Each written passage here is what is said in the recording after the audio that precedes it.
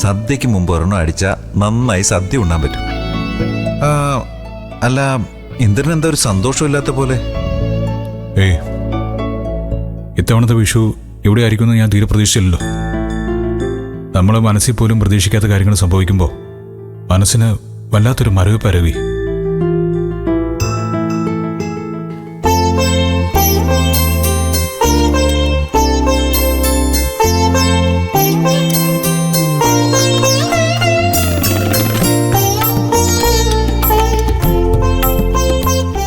എന്റെ ഇന്ദ്ര, നീ അതങ്ങോട്ട് പിടിപ്പിച്ചേ.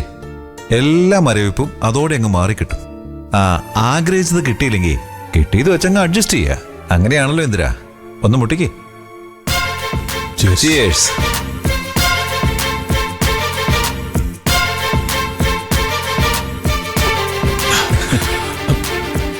എന്റെ ഇന്ദ്ര, സ്കോച്ചൊന്നും ഒറ്റവലിക്ക് കുടിക്കരുത്. ഇത് സിപ്പ് ചെയ്ത് കഴിക്കണം. ഇനി അടുത്തത് സിപ്പ് ചെയ്ത് കഴിക്കാം. എന്തായാലും എനിക്ക് ഈ വിഷു സന്തോഷത്തിന്റെ വിഷുവാ. നിങ്ങളും കൂടി വന്നപ്പോ അത് ഇരട്ടി സന്തോഷമായി.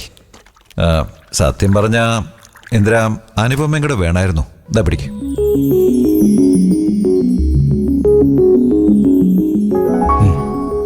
അവരെ കഴിക്കാൻ വിളിക്കേ.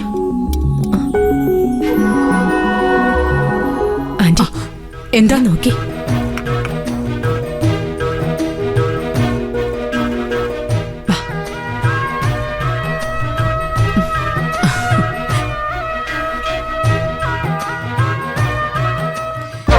രവിയും കുടിക്കൂ.